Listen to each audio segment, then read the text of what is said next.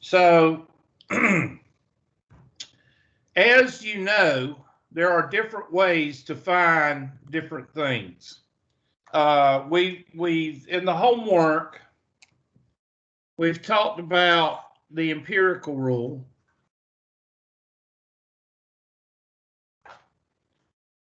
Somebody actually said that there wasn't as much lagging when I write since I plugged in yesterday, since I plugged into the, I don't know, y'all tell me if there's, I didn't know there was a lag in my writing, but there may have been, I don't know.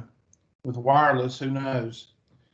To Chebyshev, or whatever his name was, I think, did we go over a Chebyshev problem in this class? I think we did. That's where we did. You find, I'm sorry, what? I was just saying we went over it. Okay, thank you. Where the percentage under the curve is equal to, oh gosh, what is it? 1 minus 1 over k squared. I think that's it, isn't it? Times 100, something like that. And the third way to find the area, and this is all finding area under the curve, area, probability, percentage under the curve. These are all ways to find. These three things are pretty much the same thing. The directions may say find the area under the curve, find the probability, or find the percentage. It's the same thing under the curve. And third is by the interquartile range / 5-number summary. Now, help me out. Did we cover 5? I know we covered 5-number summary because I do it on the spreadsheets, right? Did we cover 5-number summary? Good. All right, let me get rid of this recording message. I can't stand to have messages on my screen. Okay, there we go. All right, so we're going to go over this interquartile range, and these are all used whenever you don't have the information. When you use the empirical rule, you have to have the mean and the standard deviation. When you have Chebyshev, or whatever his name is, you got to have at least the standard deviation. Okay, the desired standard deviations, which is K. And for the IQR, you got to have the 5-number summary. So let me find a question. And I cannot remember what section 5-number summary is. Anybody know what section 5-number summary is in? It's either 3.4 or 3.5. It's one of the two. But hold on a second. I'll try to find it. I got to get in, and I'm not worried about covering a lot today because I know that y'all are trying to get the test and the homework done, and I cannot stand, when I was a student, I could not stand to go over new material while I was trying to finish up a test.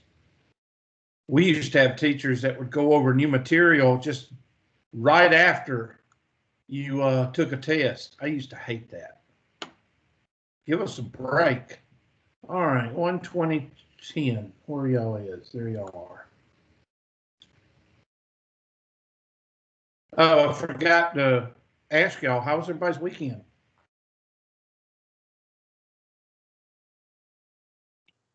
Not bad. Okay. Not bad. Okay, one person. Good. Yeah, it was pretty One good person. so far. Just Pretty good so far. felt like I was freezing. Felt like I was Texas. Well, you need to turn on the heat, Mr. But you need to turn on the heat. I would ask any good movies, but there are none right now. So, How was your weekend? What? How was your weekend? I can't complain. I got into, some of y'all may relate to this. You ever get in a mood and start cleaning? Well, I got in a mood and started cleaning my house, and I mean, it was almost like 2 lines of cocaine cleaning. I couldn't stop cleaning this weekend. I don't know what was wrong with me. I started cleaning. It started with sweeping, and then I moved to vacuuming. And then I got tired of running into stuff, and then I started moving stuff, and then I started cleaning stuff. So I don't know what I ate or what I did, but I ended up cleaning out my pantry, my cabinets. I cleaned out my foyer and wiped down the walls and mopped and vacuumed the whole house. And I don't know what got into me. I don't know. Y'all think I'm crazy. Any of y'all ever get in a cleaning mode like that? Some of y'all ain't never cleaned before, so. My mom sure does. Okay, well. And she's then probably I on have, drugs like so. me. That's probably what it was. I'm not going to say anything. I don't want to say anything to incriminate me anymore. Miss Glenn, you ever get in a cleaning mode like that? I do, but I end up making everything dirtier before it gets clean. Well, how I find about you, stuff Miss I haven't seen Gravina in and Miss Port? years. What? I find stuff I haven't seen in years. Well, yeah, I did that too. When I cleaned out the pantry was my catch-all. It caught everything. So, Miss Gravina and Miss Poor, have y'all ever got in a cleaning mode like that? I have. Yeah, sometimes. Yeah, I mean, I got the house back 7 years ago. So I moved in 7 years ago, and I cleaned a little bit then, but I hadn't cleaned that pantry out in 7 years. Now, my pantry does not have food in it, okay? Let me go ahead and get that straight right now. My pantry has pots, pans, and stuff in it, like junk. And I cleaned it out. My cabinets I keep my cabinets. I'm weird about that. I like my cabinets to have my food in it. I'm weird. All right. So here is the problem.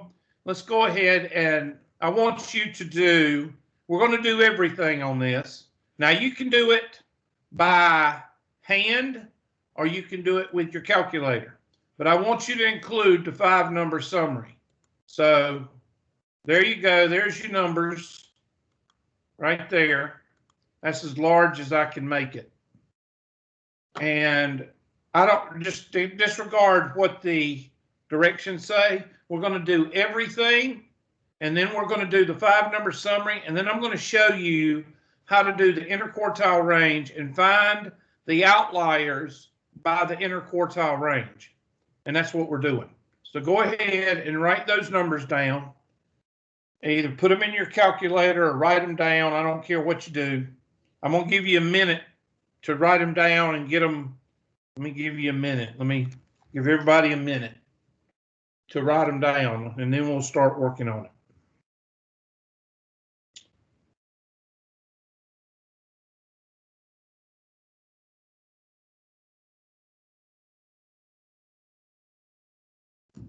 Give everybody a minute.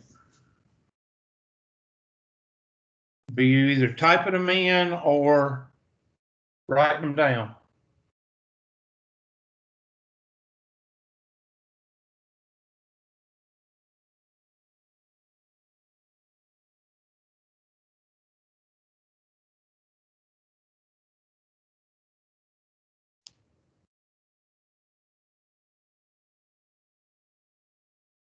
Mr. Butcher, you ever have a day you just start cleaning and can't stop, Mr. Butcher? I don't think I've had a day where I just can't stop cleaning, but I do have days where I just feel like, I want to clean something. Yeah, well, that's about the same.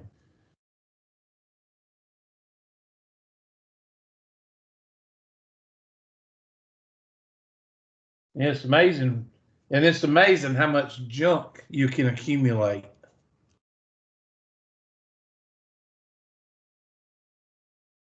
All right, that's 1 minute and 7 seconds to write down how many numbers? 1, 2, 3, 4, 20 numbers. Okay, so everybody should have those numbers written down. I'll transfer them over to the Excel spreadsheet so you can still copy them down. but I am going to put them in order, or make sure they're in order.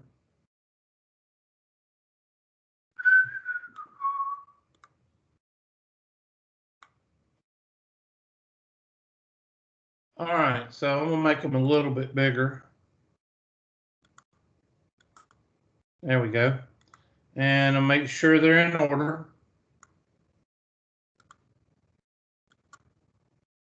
Okay, they're in order. And I'm going to go ahead and do what we already know what to do. Mean, median, mode, range, mid-range. Oops. That's not right. Mid-range, variance, and standard deviation. And then below that, 5-number summary, which consists of the mean, quartile, the second quartile, third quartile, and the max. And of course, second quartile.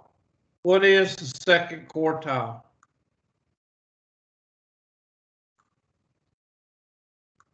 Median, Hubert. That's right, class. Thank you for being interactive. And how many numbers we got, even or odd?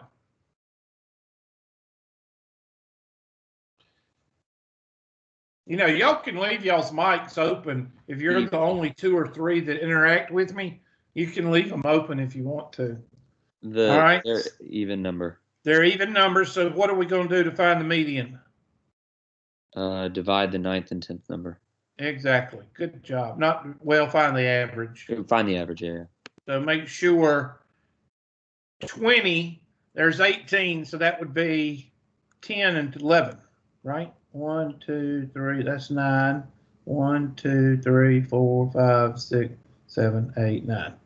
So here's our 2 numbers, and we're going to find those average, parentheses, this number plus this number divided by 2. And of course, that number is that number also. I'll go ahead and do the min and the max for y'all. Aren't I a good teacher helping y'all out, finding the min and the max? People get that. All right, so let's find the mean, add them all up, divide by, what is it, 20? The mode, I really don't care. Does anybody see a mode? Looks like 415 is the mode. Anybody know 545? Yes, 545 the mode? it is. I really don't care about the mode, but they might ask for it on the test. Range is equal to the highest minus the lowest. Mid-range is equal to, oops, the highest plus the lowest divided by 2. Variance, x minus x bar, function of 4. Copy that down. Of course, y'all should have done this in your calculator. I'm just doing it on here just to kind of refresh everybody how you actually find it, find everything. So I'm just doing this just for, icing on the cake. And that's going to be that number raised to the second power. And copy that down. And add those up. And that is your numerator for your variance. You're going to divide that by 19. Somebody with a calculator, check my variance and standard deviation and make sure that I'm not way off. Please. If somebody done typed them in.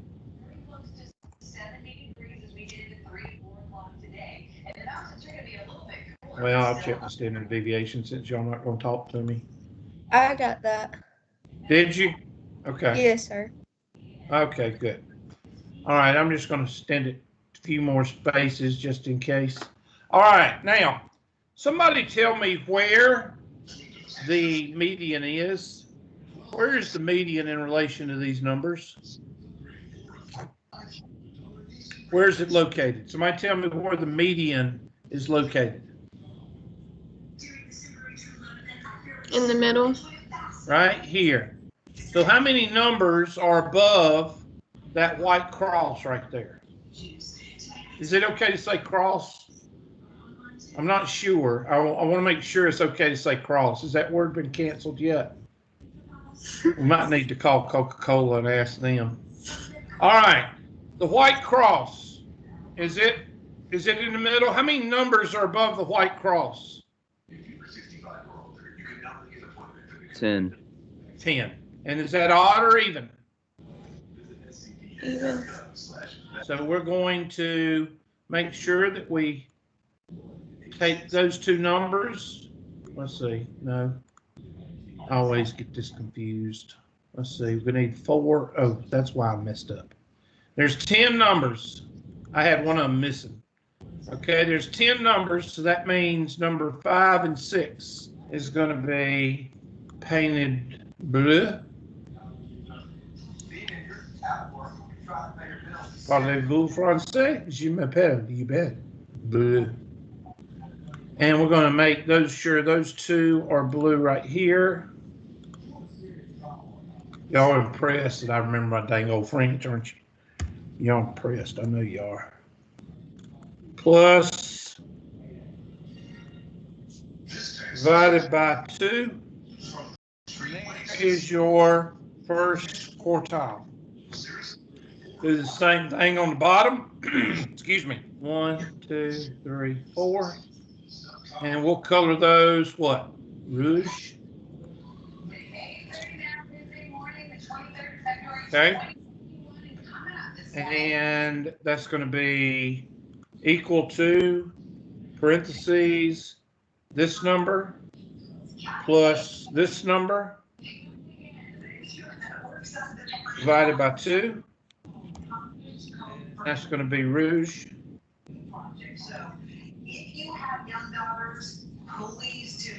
Comprende? All right, now, how do you find the interquartile range? Anybody know? Third quartile minus the first quartile.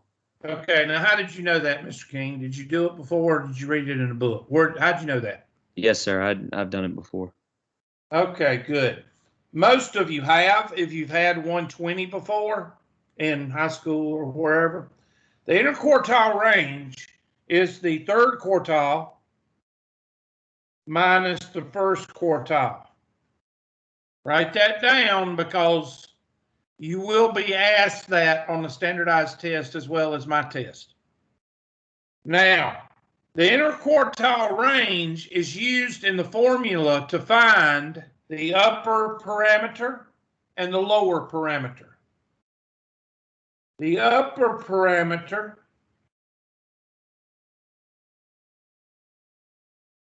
is equal to the third quartile plus 1.5, the interquartile range. And the lower parameter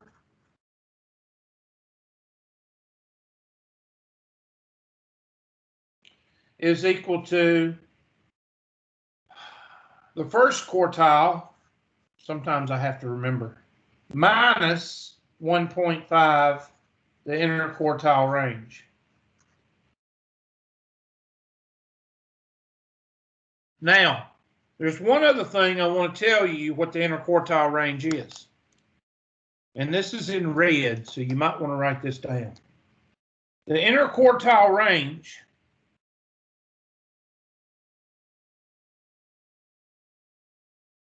is basically the inner 50%. Because what is 75 minus 25? 50. So the interquartile range will always give you the inner what? 50%. Uh-oh. We lost somebody. Who did we lose? Miss Gravina. We lost Miss Gravina. There she is. I worry about you, Miss Gravina. The people that do video me, except for Mr. King, the people that video me, I do like to, keep up with y'all. All right. Mr. Butcher used to, I don't know what happened to Mr. Butcher. He used to, no coughing in class, Miss Gravina. He used to be interactive, but Mr. Butcher, evidently he's fell into the introverted student class. So I don't know what happened to Mr. Butcher. You're a disappointment, Mr. Butcher. All right. He's not even listening. He went back to sleep. All right. No, I'm just in the background. I'm sorry. What did you say, Mr. Butcher? No, I'm just letting everybody have their shine. I'm just gonna be in the background. Oh, okay. You letting everybody else have a moment in the sun? Mm-hmm. Okay. You're so humble and so gratuitous, Mr. Butcher. I tell you. You're welcome. Mr. Butcher's also tough. He can take it. He's been in my class before, and he's tough. He can take it. He's not one of these people with no sense of humor. Wayne on a pickle. That's what you need to get y'all, folks. If y'all are introverted and you're going to have a closet office one day, you need to get you a shirt that says, I am weaned on a pickle. Weaned is W-E-E-N-E-D. Weaned, like you wean a baby calf off its mama. Weaned on a pickle. All right, so there's that. So let's go and find the interquartile range. Go back to my handy dandy spreadsheet. And I'm going to go over here and I'm going to find the interquartile range. Interquartile range is equal to the third quartile minus the first quartile. There's my interquartile range. And I'm going to color this. We'll color that number. Let's go with match somebody's shirt. Well, I can't do Miss Poor's shirt. She's got some kind of flannel plaid going on. So we'll go with Miss Glenn's shirt. Go with a bluish color. There we go. Trying to find different colors. I think they ought to extend the color. I mean, I know you can do more colors, but, that's kind of, I don't know. It's just limited. Damn Russians. All right. So now I'm going to do my upper parameter. My upper parameter is going to be my third quartile plus what? My third quartile, plus parentheses 1.5 times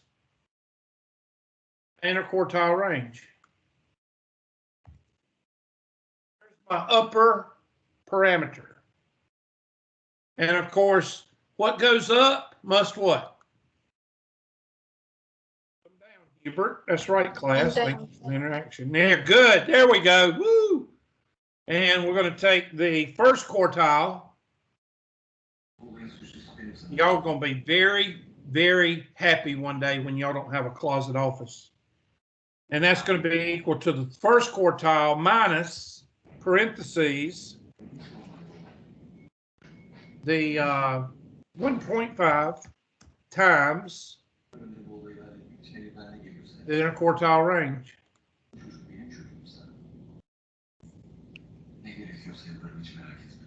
So I'm going to take, now, what does all this stuff mean? All right, well, that's where you break out your handy dandy your handy dandy, hold on a second. Let me move this over a little bit, bring this down a little bit. İş dışında benim adım 2 kez gazetelere düştü Ali Necat. Senin yüzünden. Onun için. Okay, somebody got that TV on and making all kind of noise. That's when you get out your handy dandy curve that half of y'all hadn't printed out yet. Okay, so get that out, and you're going to have two of them. One's going to be the empirical rule. The other is going to be the interquartile range. So we'll do the empirical rule first. I want everybody to draw a curve, and I want you to do the regular mean, median, the mean and standard deviation. Okay, so go ahead and do that, and that's your regular empirical rule. So your mean is 443. And your standard deviation is 70. I'm going to make it 70 because I ain't going to fool with no 69.42. So 70, oh Lord, 70 is going to be what? 513? I don't know. Somebody help me out. What's 443 plus 70? I'll just do it on here. Be a whole lot easier just do it on here. So I'm going to go over here and I'm going to put the standard deviation in the middle. Yeah, it's 513. Okay, I appreciate it. I'm going to go ahead and do it on here. Plus the standard deviation and function F4. Man, I didn't add the right thing. I suck. That's the mean. I'm just, maybe I've done too many drugs before class. Equals 443. There we go. Maybe I'll start cleaning out the pantry again. All right, this number plus that number, and then function F4. There we go. And I'm going to copy this over. So y'all check my numbers there. And on this side, I'm going to subtract minus the standard deviation, function F4, and copy that 3 places over. There's my numbers. So by the empirical rule, I take and go to my handy dandy. I'm going to round these up to the whole number. I'm not going to fool with decimals because this is what you would do on a test, though. You would include those decimals. 512 is 513, then 582, then 652. And on the left side, 373 or 374, 304, and 235.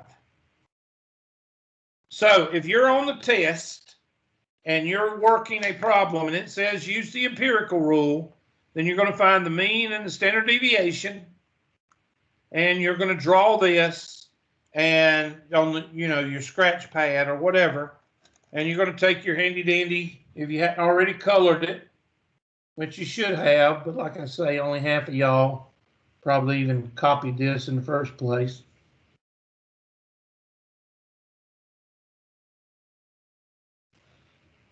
Uh, 95% and normal. This is no joke. I'm going to tell y'all a story. Yesterday, I had no coughing, Miss Gravina. That's your second time. Third time, I'm going to throw you out of class.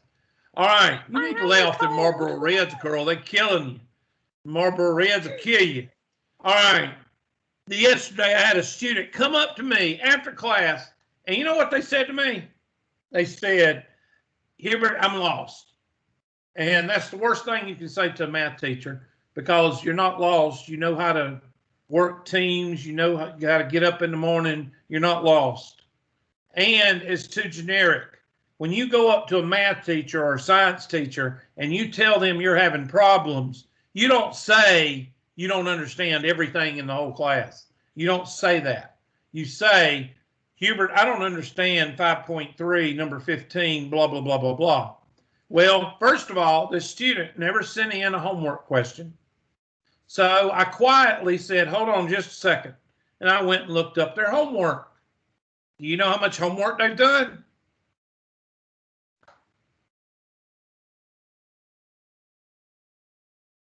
What was your first two homework? What's the first two chapters in Math 120?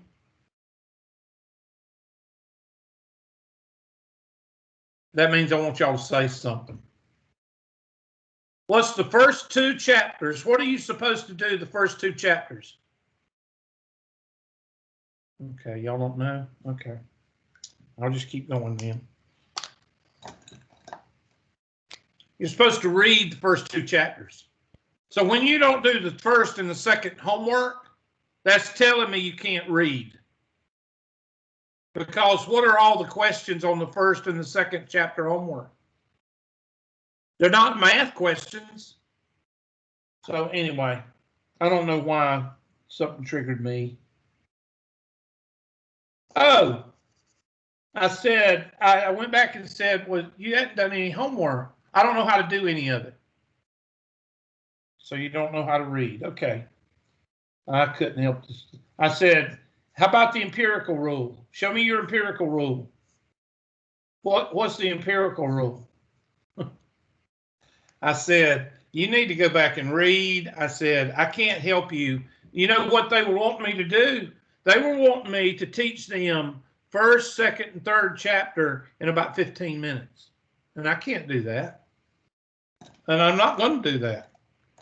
I've been showing y'all this curve for how long? At least 2 weeks. And I ain't going to say nothing. We are a product of our own what? Decisions. So you decide not to do homework, then you have to put up with the consequences of being lost. All right, so here is the empirical rule. And I don't know if I spell it right or not. I don't care. All right, so empirical rule. Somebody tell me where 200 is. What is 200?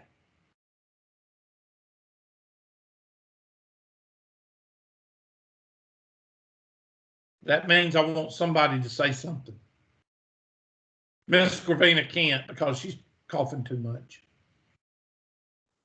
What exactly 200. by where? Like, what is 200? What is it called? Wouldn't it be an outlier? Good job, Mr. Butcher. 200 equals outlier. Okay, because the test question is going to say, what is 200? Or what is 700? 700 is a what? An outlier. Because you've measured these off. What about 400? What is 400?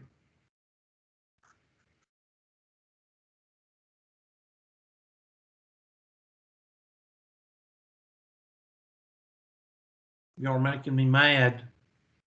What is 400? it's Considered normal. Thank you.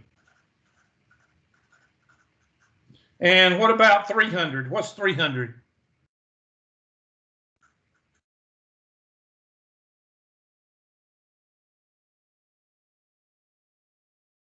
Unusual. Thank you. Unusual is one of those words that I spell, and no matter how I spell it, it looks wrong. I don't know why.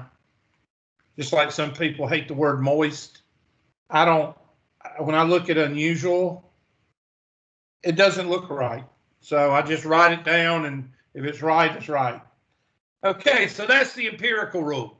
And you use the empirical rule when you're given or you find the what? The mean and the what? Standard deviation. So what if you're not given the mean and standard deviation? Well, then you use the interquartile range. And the interquartile range gives you the middle 50%. Now, it's not the same as the empirical rule, but in this case, what is the lower limit? The lower limit is 216. So you would put down here 216. And you would put up here, hold on, 696. And then you would draw your pink highlighter here and here.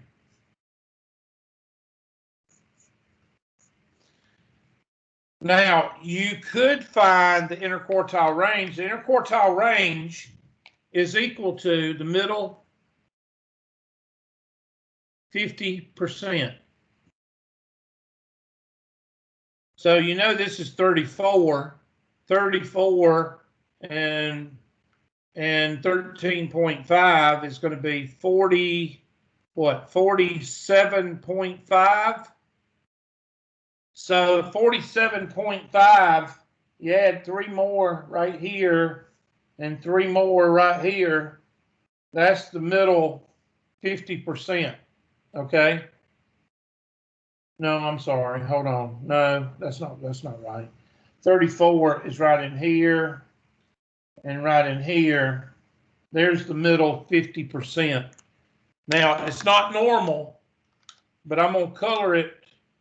This right here is the interquartile range.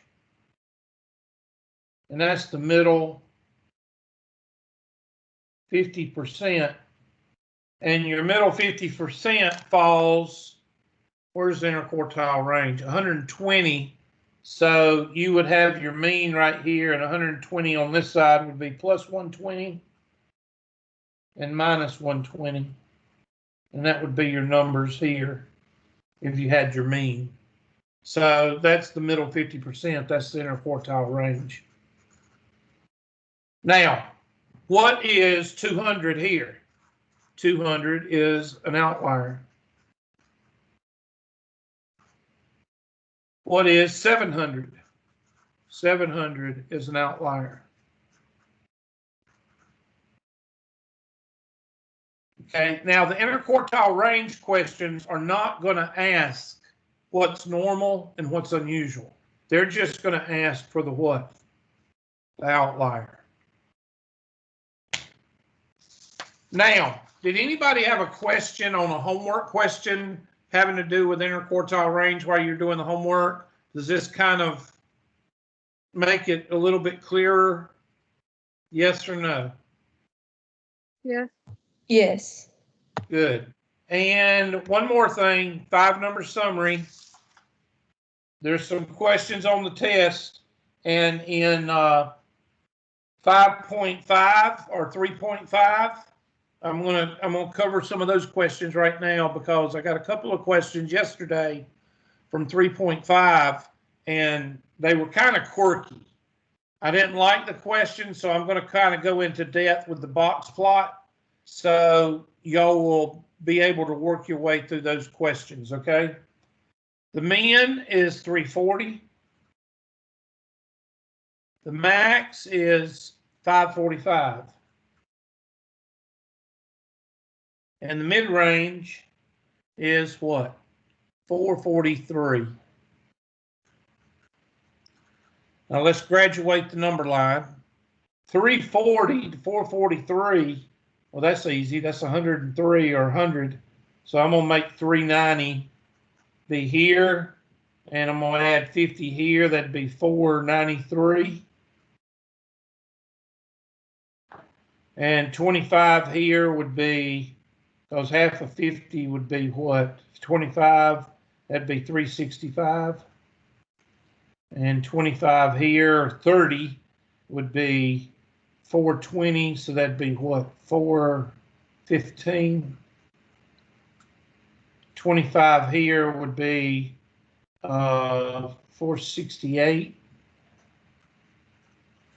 25 here, well, 545 minus 25 would be 520. All right, there's your graduations. And now you draw your box plot. Well, my first quartile is blue. So that's going to be 400, 396. Your middle is going to be yellow, 415.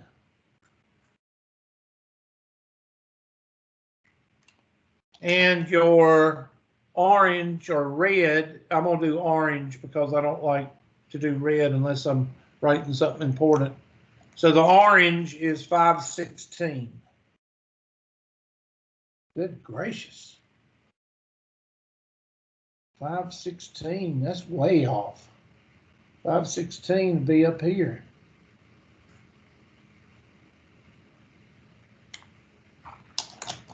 And there's your box plot.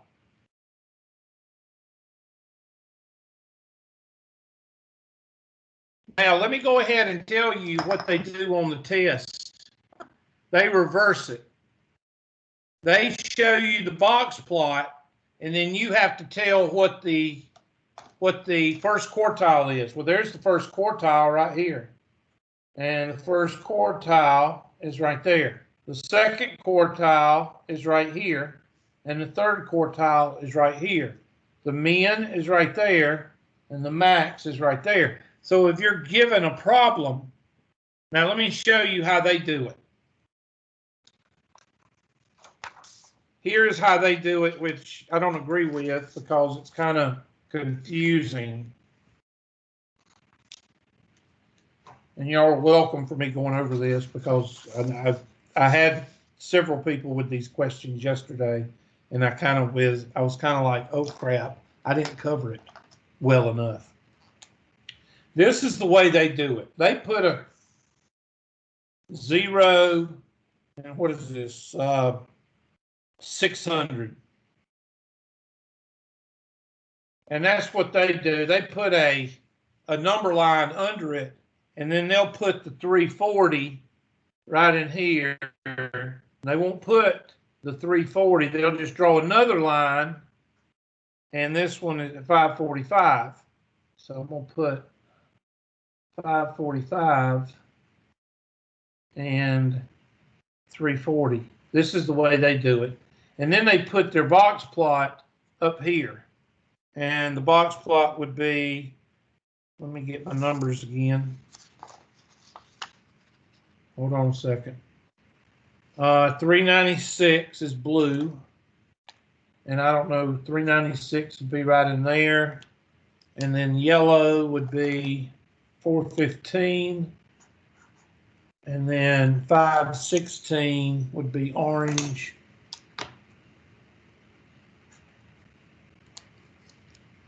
And this is the way theirs looks. Did anybody see a homework problem like this? Okay.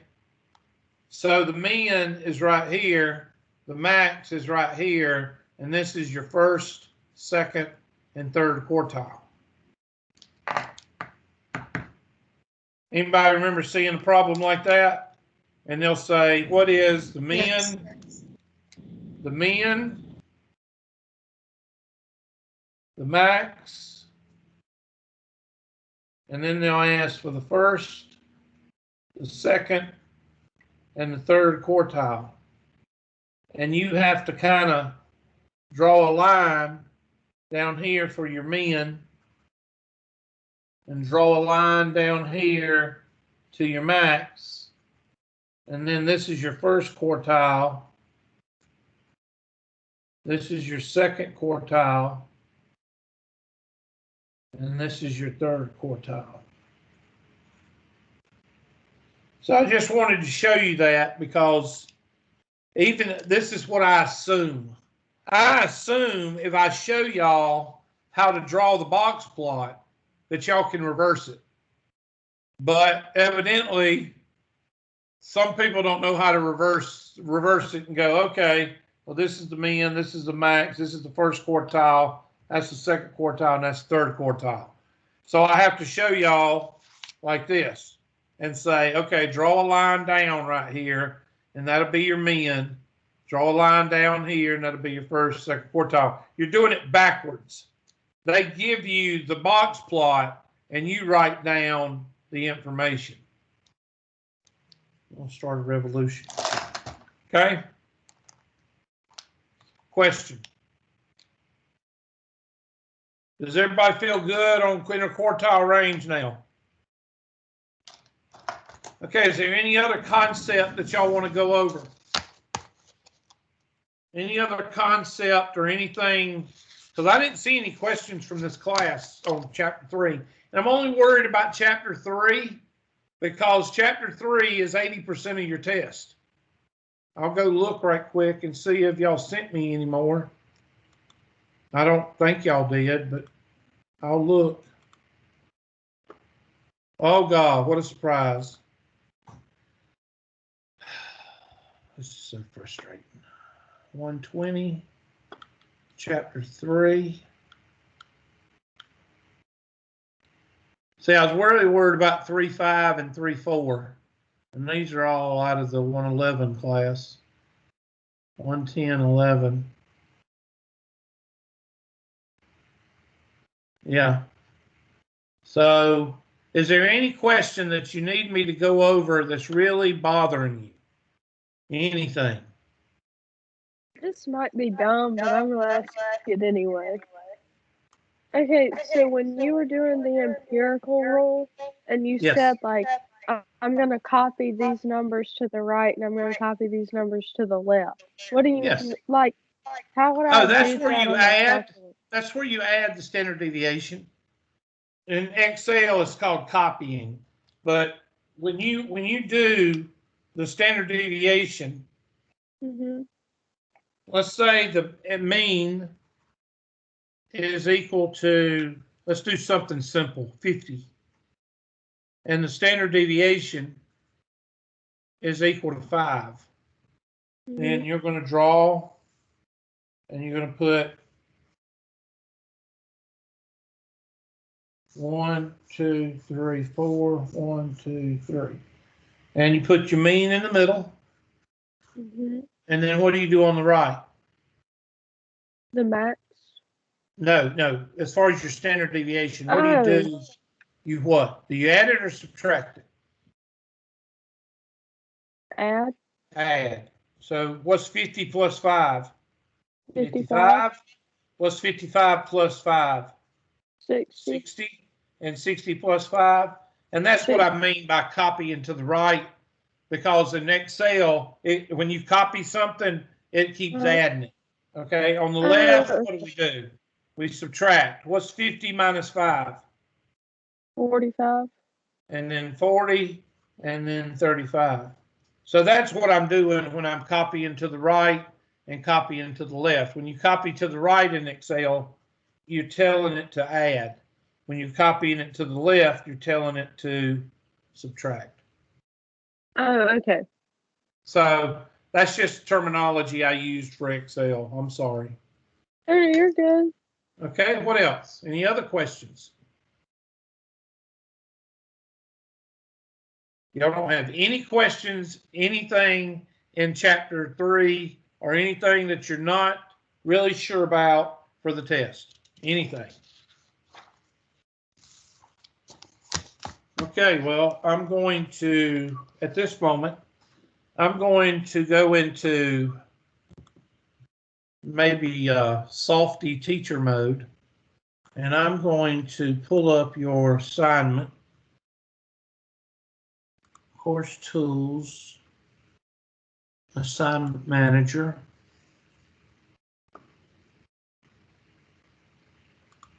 And your test, your test is due tomorrow.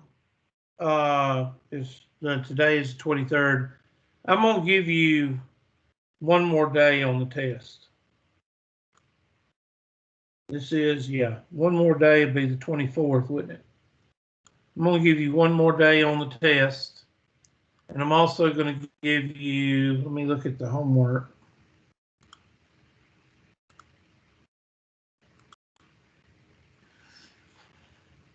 I'm gonna give you one more day on the homework also. 1, 2, The only reason I'm extending it is not because somebody asked for it. I'm extending it because I want to make sure that I covered that interquartile range before midnight tonight. I want to give you a little bit of time to do those problems after, I've showed you a little bit more detailed how to do it. And that would be the 24th. Is that fair? Yes, thank you. Okay, so now I'm going to go to the attendance.